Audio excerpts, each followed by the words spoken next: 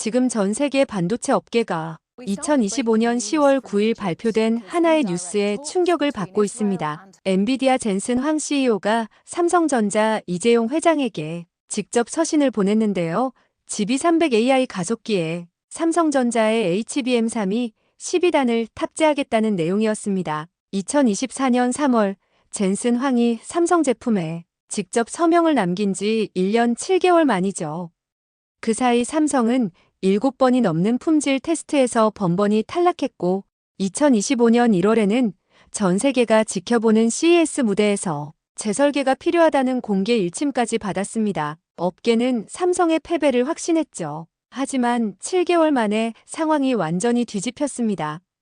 도대체 그 짧은 시간 동안 무슨 일이 있었던 걸까요? 안녕하세요. 저는 데이비드 첸입니다. 실리콘밸리에서 15년째 반도체 전문 애널리스트로 일하고 있죠. 2024년 3월 18일 저는 샌프란시스코 모스콘 센터에 서 있었습니다. 엔비디아가 주최하는 GTC 2024 현장이었어요. 그날 전시장에는 전 세계에서 온 3만 명이 넘는 사람들로 가득했고 공기는 흥분과 기대감으로 무겁게 가라앉아 있었습니다. 저는 삼성전자 부스 앞에서 발걸음을 멈췄어요. HBM3 12단 제품이 투명한 케이스 안에 전시되어 있었죠. 높이 720 마이크로미터 12개의 D램, 칩이 수직으로 쌓인 이 작은 반도체가 AI 시대의 핵심이라는 사실을 저는 누구보다 잘 알고 있었습니다. 순간 부스 앞에 사람들이 몰리기 시작했어요. 검은 가죽 재킷을 입은 남자가 다가오고 있었습니다. 젠슨 황이었죠.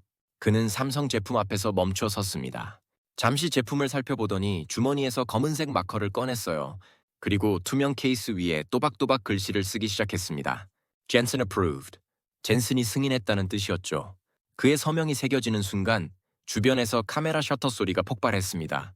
저도 황급히 핸드폰을 꺼내 사진을 찍었어요. 전시장을 나와 호텔로 돌아오는 길, 제 머릿속은 복잡했습니다. 젠슨 황은 아무 제품에나 서명하는 사람이 아니에요. 그의 서명은 곧 엔비디아 공급망 진입을 의미했죠. 지난 1년간 SK하이닉스가 HBM 시장을 사실상 독점하고 있었는데 이제 판도가 바뀔 수 있다는 생각이 들었습니다. 삼성전자는 세계 최대 메모리 반도체 기업이에요. 생산 능력도 기술력도 충분했죠. 다음날 아침 저는 곧바로 리포트 작성에 들어갔습니다. 제목은 삼성전자 HBM3 엔비디아 공급망 진입 임박이었어요. 리포트에 이렇게 적었죠. 젠슨 황기 직접 서명한 제품이 퀄 테스트를 통과 못할 리 없어. 삼성의 HBM3 12단은 3개월 내로 엔비디아 공급망에 들어갈 거야. 저는 삼성전자 주식에 대해 강력 매수 의견을 제시했습니다. 목표 주가도 상향 조정했죠. 그날 오후 제 동료인 마크가 전화를 걸어왔어요. 그는 10년 넘게 함께 일한 선배 애널리스트였습니다. 마크는 흥분한 목소리로 말했어요. 삼성이 드디어 SK하이닉스의 독주 체제를 깰 수 있을 거라고요. HBM 시장이 이강구도로 재편될 거라는 예측이었습니다. 저도 동의했죠. 젠슨 황의 서명은 단순한 제스처가 아니었어요. 그것은 삼성전자의 기술력을 공개적으로 인정한 신호였습니다. 그날 밤 저는 침대에 누워 천장을 바라보며 생각했어요. 삼성전자가 엔비디아의 HBM을 공급하기 시작하면 글로벌 AI 시장의 균형이 달라질 거라고요. 공급망이 다변화되면 엔비디아도 가격 협상에서 더 많은 선택권을 가질 수 있었죠. 그리고 삼성전자는 메모리 반도체 부문에서 다시 한번 도약할 기회를 잡을 수 있었습니다. 저는 확신했어요. 이번에는 삼성이 해낼 거라고요. 2024년 6월 제 이메일함에 업계 뉴스레터가 도착했습니다. 제목을 보는 순간 심장이 철렁 내려앉았어요. 삼성전자의 HBM3가 엔비디아 퀄 테스트에서 탈락했다는 내용이었죠. 저는 곧바로 여러 정보원에게 연락을 취했습니다. 모두 같은 이야기를 했어요. 발열 문제와 안정성 이슈로 통과하지 못했다고요. 당혹스러웠습니다. 젠슨 황기 직접 서명한 제품이 불과 석 달 만에 탈락했다는 사실이 믿기지 않았어요. 하지만 저는 스스로를 다독였죠. 첫 테스트는 누구나 실패할 수 있다고요. 엔비디아의 품질 기준이 얼마나 까다로운지 업계에서는 다들 알고 있었으니까요. 삼성전자 정도의 기술력이라면 곧 문제를 해결할 거라고 생각했습니다. 그런데 8월에 또다시 탈락 소식이 들려왔어요. 두 번째 실패였죠. 이번에는 데이터 전송 속도가 엔비디아의 요구사항을 충족하지 못했다고 했습니다. 제 사무실로 클라이언트들의 전화가 쇄도했어요. 삼성전자 리포트에 대해 강력히 항의하는 내용이었죠. 저는 변명할 말이 없었습니다. 그저 재평가가 필요하다고 답할 수밖에 없었어요. 10월이 되자 상황은 더 악화됐습니다. 세 번째 테스트마저 실패로 돌아갔죠. 업계 포럼에서는 삼성전자를 조롱하는 글들이 올라오기 시작했어요. 누군가는 젠슨 황의 서명이 그냥 사교적인 제스처에 불과했다고 비아냥거렸습니다. 또 다른 이는 삼성이 HBM 시장에서 이미 게임을 잃었다고 단언했죠. 제 동료 마크가 다시 전화를 걸어왔어요. 이번에는 3개월 전과는 완전히 다른 목소리였습니다. 그는 걱정스럽게 물었죠. 삼성이 정말 기술적 한계에 부딪힌 게 아니냐고요? SK하이닉스는 이미 엔비디아의 HBM3E를 안정적으로 공급하고 있는데 삼성은 왜 이렇게 고전하는 거냐고요? 저도 대답할 수 없었습니다. 머릿속이 복잡했어요. 2024년이 저물어가던 12월까지 삼성전자는 총 5번의 퀄 테스트를 치렀습니다. 결과는 모두 불합격이었죠. 7개월 동안 5번이나 떨어진 겁니다. 업계에서는 이제 노골적으로 삼성의 실패를 기정사실화하기 시작했어요. 한 경쟁사 관계자는 익명으로 언론 인터뷰에서 이렇게 말했습니다. 삼성은 이미 HBM 경쟁에서 뒤처졌으며 앞으로 년 이상은 따라잡기 힘들 거라고요. 저는 연말 리포트를 수정해야 했습니다. 삼성전자 주식에 대한 투자 의견을 하향 조정했어요. 목표 주가도 낮췄죠. 리포트에 이렇게 썼습니다. 5번이나 떨어졌어. 서명은 그냥 립 서비스였던 거야. 삼성은 기술적 한계를 극복 못할 것 같아. 그 문장을 타이핑하면서도 마음 한구석이 무거웠어요. 크리스마스 연휴 동안 저는 지난 9개월을 되돌아봤습니다. 3월의 희망이 12월의 실망으로 바뀌는 데는 그리 오래 걸리지 않았죠. 젠슨 황의 서명을 보며 느꼈던 확신은 온데간데 없었습니다. 이제 저는 의심하기 시작했어요. 삼성전자가 정말 이 싸움을 이길 수 있을까요? 아니면 SK하이닉스의 독주 체제는 당분간 계속될까요? 답을 알 수 없었습니다. 2025년 1월 7일, 저는 라스베이거스 컨벤션 센터에 있었습니다. CES 예찰리보 현장이었죠. 세계 최대 가전 전시회지만 요즘 업계의 관심은 오직 하나였어요. 젠슨 황의 기조연설이었습니다. 그는 매년 이 자리에서 업계의 방향을 제시하는 사람이었죠. 강연장은 5,000명이 넘는 청중으로 가득 찼습니다. 저는 중간쯤 자리에 앉아 노트북을 펼쳤어요. 실시간으로 리포트를 작성하기 위해서였죠. 무대에 젠슨 황기 등장하자 박수갈채가 터져 나왔습니다. 그는 여전히 검은색 가죽 재킷을 입고 있었어요. 처음 40분간은 예상대로 진행됐습니다. 차세대 GPU 로드맵, AI 가속기 전략, 데이터 센터 확장 계획 등이었죠. 저는 열심히 타이핑하며 핵심 내용을 정리했어요. 그런데 질의응답 시간에 상황이 급변했습니다. 한 기자가 HBM 공급망에 대해 질문했어요. SK하이닉스 외에 다른 공급사는 언제쯤 추가되느냐는 내용이었죠. 젠슨 황은 잠시 말을 멈췄습니다. 그리고 천천히 아주 또렷하게 대답했어요. 일부 공급업체의 HBM은 설계를 근본적으로 다시 해야 한다고요. 열 관리와 신호 무결성에서 기준을 충족하지 못한다고 했습니다. 그는 구체적인 회사 이름을 언급하지 않았어요. 하지만 강연장에 있던 모든 사람이 알았죠. 삼성전자를 말하는 거라는 걸요. 제 심장이 쿵쾅거렸습니다. 공개석상에서, 그것도 전 세계가 주목하는 CES에서 이런 발언을 한다는 건 보통 일이 아니었어요. 강연이 끝나자마자 제 핸드폰에 알림이 쏟아졌습니다. 뉴스 속보들이었죠. 삼성전자 주가가 실시간으로 떨어지고 있었어요. 업계 포럼은 순식간에 이 이야기로 도배됐습니다. 저는 황급히 호텔로 돌아와 긴급 리포트를 작성하기 시작했어요. 다음 날 아침, 동료 마크가 화상회의를 요청했습니다. 화면 속 그의 얼굴은 심각했어요. 마크는 단도직입적으로 말했죠. 젠슨 황의 발언은 사실상 결별 선언이라고요. 공개적으로 설계 재검토를 요구한 건 기술적 신뢰를 완전히 잃었다는 의미라고 했습니다. 저도 동의할 수밖에 없었어요. 그런데 이상한 점이 있었습니다. 삼성전자 측에서 아무런 공식 반응이 나오지 않았어요. 보통이라면 해명 성명이나 입장문이라도 나와야 했죠. 하지만 이틀이 지나도 3일이 지나도 삼성은 침묵했습니다. 업계에서는 이를 두고 갑론을박이 벌어졌어요.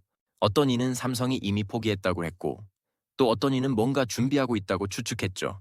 저는 일주일 동안 여러 정보원들을 만났습니다. 삼성전자 내부 사정을 아는 사람을 찾으려 애썼어요. 하지만 아무도 명확한 답을 주지 못했죠.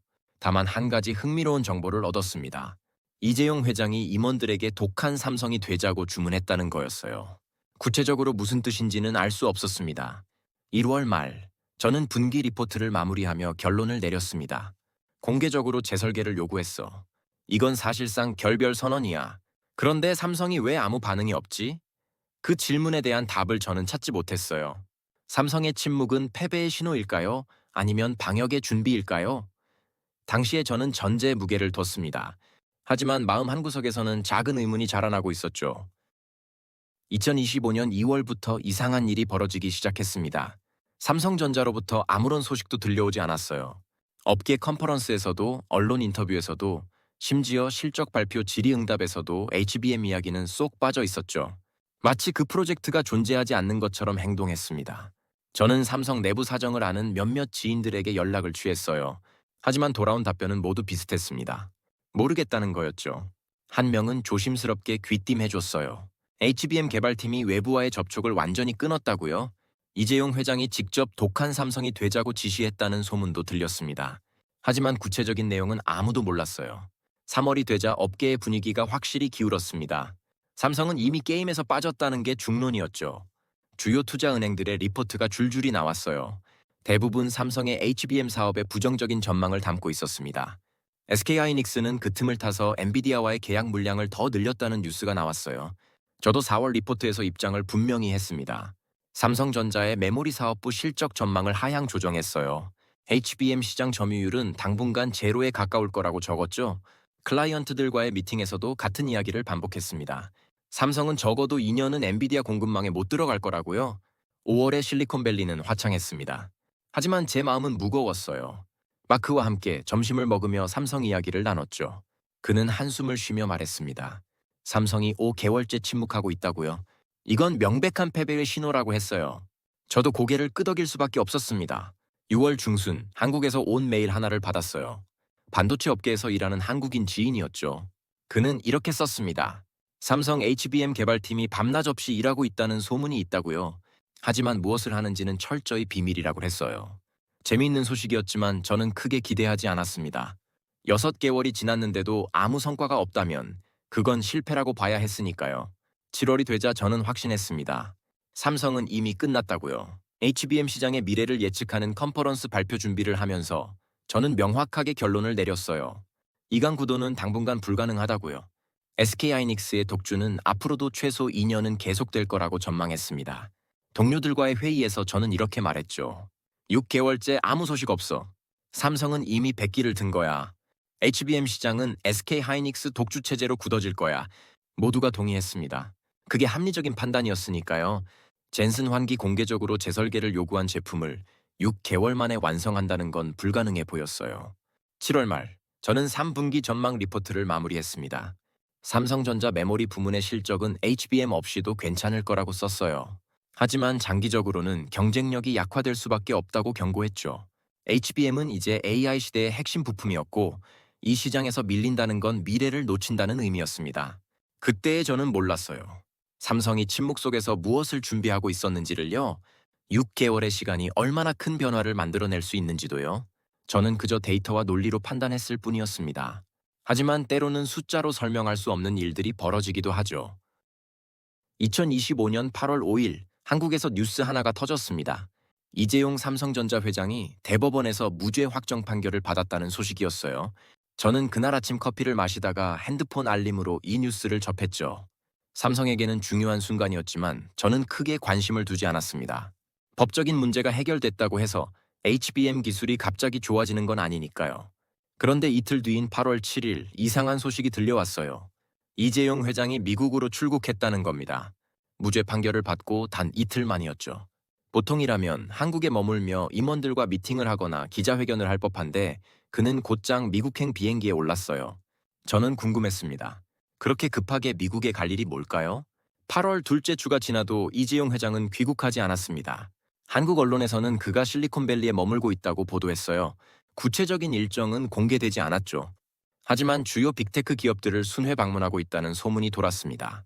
저는 동료들과 점심을 먹으며 이 이야기를 나눴어요. 마크는 그저 정상적인 비즈니스 미팅일 거라고 했죠. 그런데 8월 셋째 주에 접어들자 흥미로운 정보가 들려오기 시작했습니다. 한 업계 지인이 조심스럽게 귀띔해줬어요. 이재용 회장이 산타클라라에 있는 엔비디아 본사를 방문했다는 겁니다. 젠슨 황과 비공개 미팅을 가졌다는 소문이었죠. 저는 즉시 여러 정보원에게 확인을 요청했어요. 하지만 명확한 답을 주는 사람은 아무도 없었습니다. 이재용 회장은 8월 말까지도 미국에 머물렀습니다. 거의 한 달을 미국에서 보낸 셈이었죠. 무죄 판결 직후 한 달간 외국에 체류한다는 건 흔한 일이 아니었어요. 저는 점점 궁금해지기 시작했습니다. 도대체 무슨 일이 벌어지고 있는 걸까요? 8월 15일 이재용 회장이 1차 미국 출장을 마치고 잠시 귀국했습니다. 인천공항 귀국 현장에서 기자들이 몰려들었어요. 그는 짧게 한마디만 했죠. 내년도 사업을 준비하고 왔다고요. 그 말을 듣는 순간 제 머릿속에서 뭔가 연결되기 시작했습니다. 내년도 사업? 8월에 내년 사업을 준비한다는 건 흔한 일이에요. 하지만 왜 하필 지금일까요? 왜 무죄 판결 직후 한 달을 미국에서 보낸 걸까요? 그리고 젠슨 황을 만났다는 소문은 뭘까요? 저는 사무실로 돌아와 지난 6개월의 타임라인을 다시 정리하기 시작했어요. 1월 젠슨 황기 공개적으로 재설계를 요구했습니다. 2월부터 7월까지 삼성은 완전히 침묵했죠. 그리고 8월 이재용 회장이 한 달을 미국에서 보냈어요. 이건 우연일까요? 아니면 뭔가 의도가 있는 걸까요? 저는 노트북을 열고 메모를 적기 시작했습니다.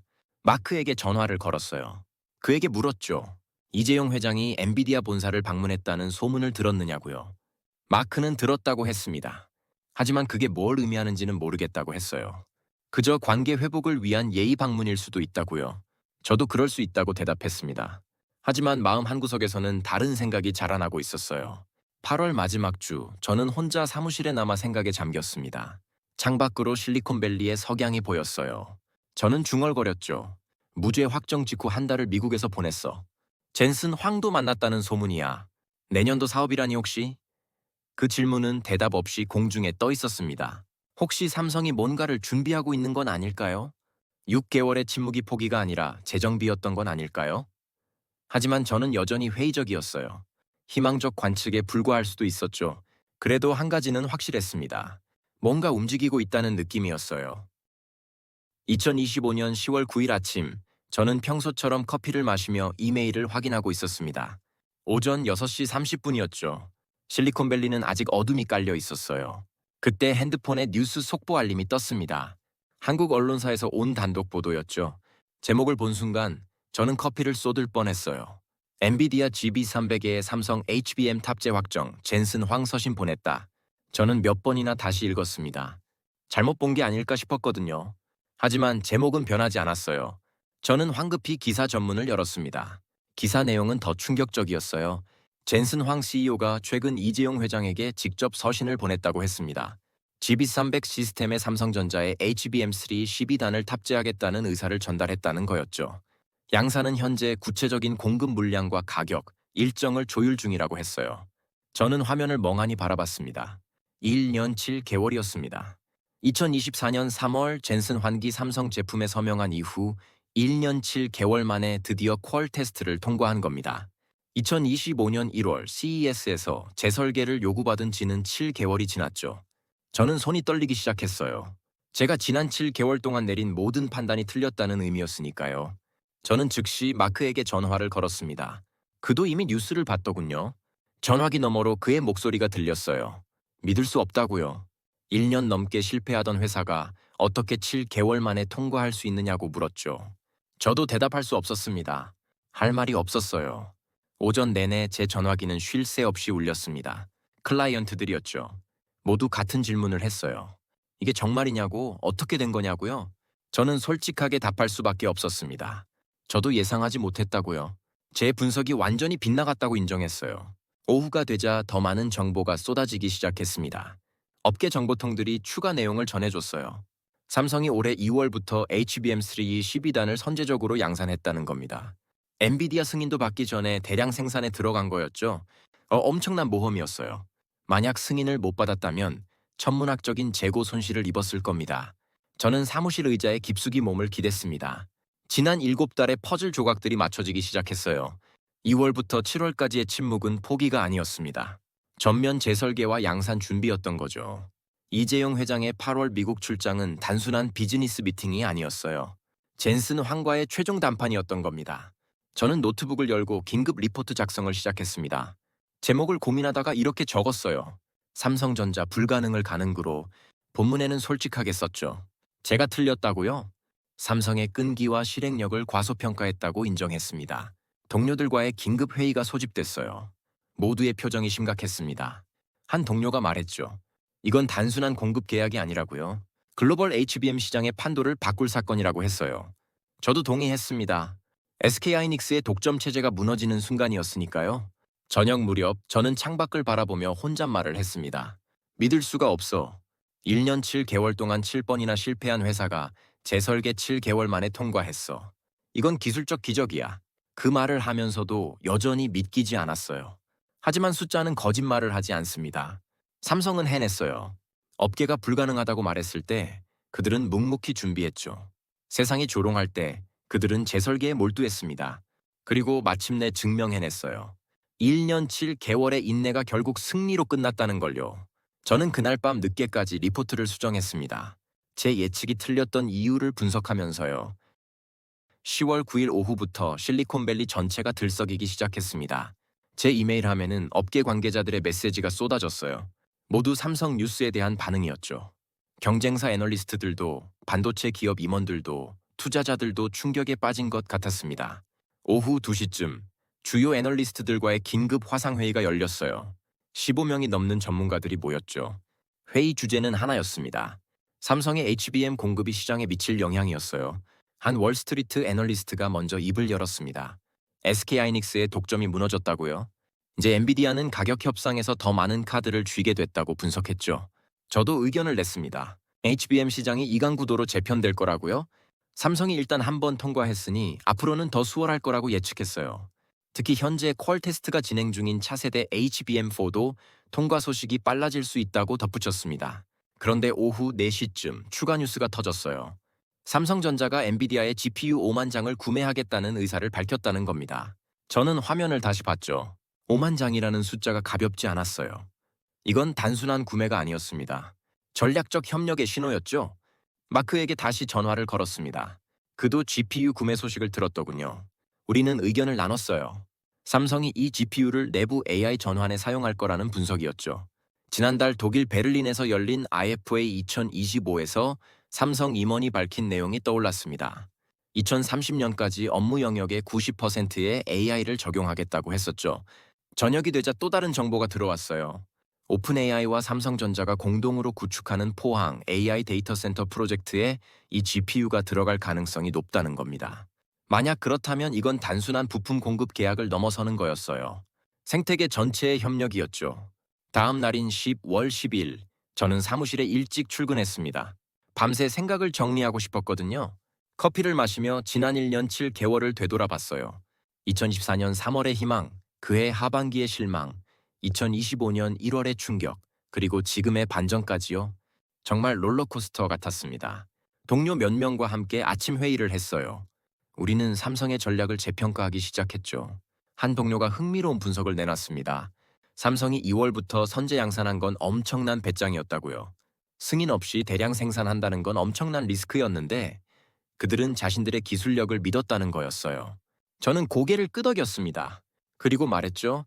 삼성은 포기하지 않았어. 엔비디아도 그 끈기를 인정한 거야. 이제 HBM 시장은 이강 구도로 재편될 거야. 회의실에 있던 모두가 동의했습니다. 이건 명백한 게임 체인저였으니까요. 점심시간에 한국에서 근무하는 지인에게 연락을 받았어요. 한국 증시에서 삼성전자 주가가 급등하고 있다는 소식이었죠. 외국인 투자자들의 매수가 쏟아지고 있다고 했습니다.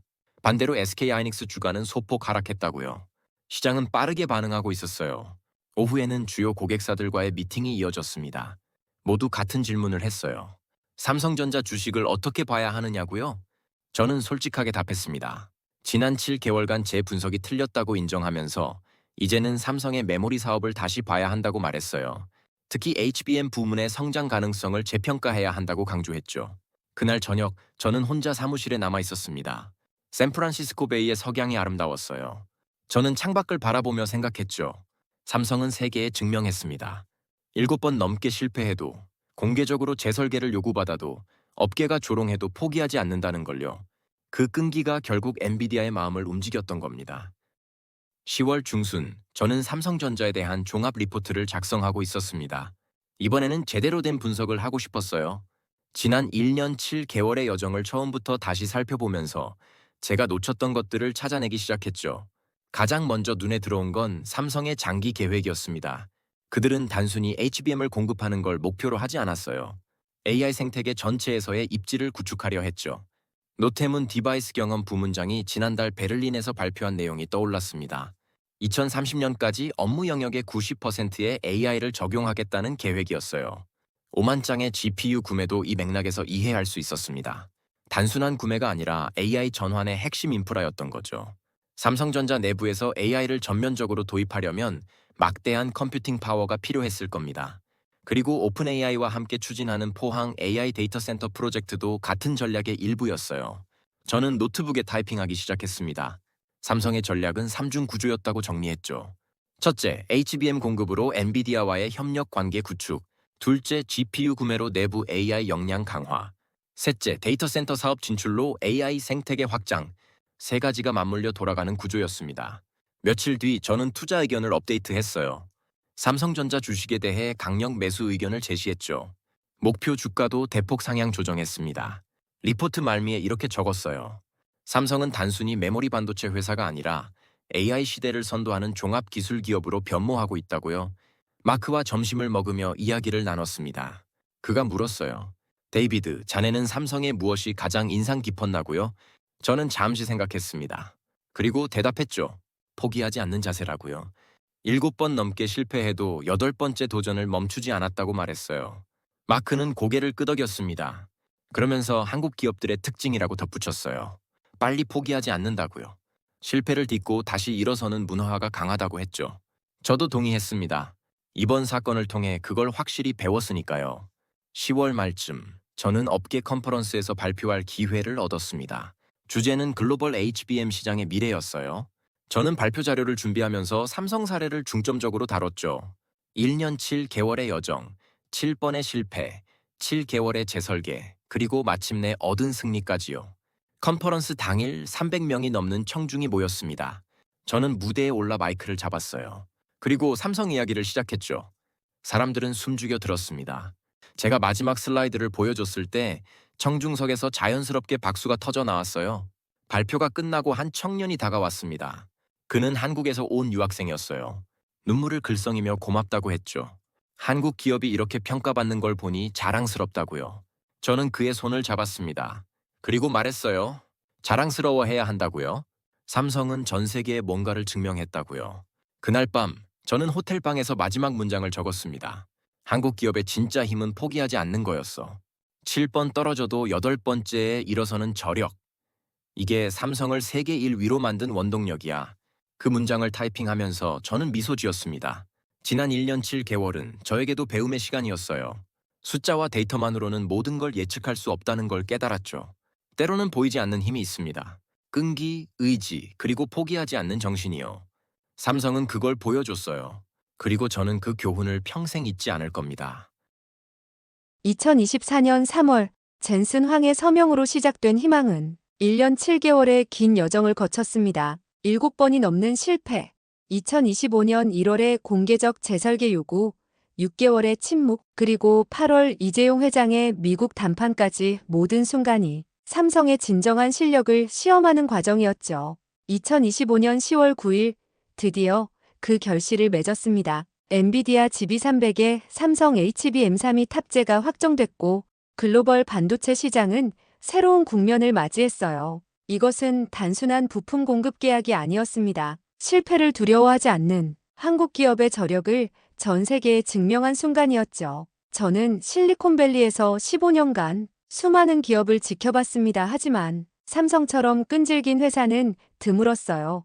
그들은 포기라는 단어를 사전에서 지운 것 같았습니다. 7번 떨어져도 8번째 도전을 멈추지 않았죠. 그리고 마침내 세계 최강 엔비디아의 인정을 받아냈습니다. 여러분, 이 이야기가 전해주는 메시지는 명확합니다. 진정한 승자는 실패하지 않는 사람이 아니라 실패 후에도 다시 일어서는 사람이라는 거예요. 삼성전자는 그것을 온몸으로 보여줬습니다. 그리고 한국이라는 나라의 저력도 함께요. 이 영상이 도움이 되셨다면 좋아요와 구독 부탁드립니다. 여러분의 응원이 더 좋은 콘텐츠를 만드는 힘이 됩니다. 다음에는 또 어떤 놀라운 이야기로 찾아뵐까요? 댓글로 의견 남겨주세요. 감사합니다.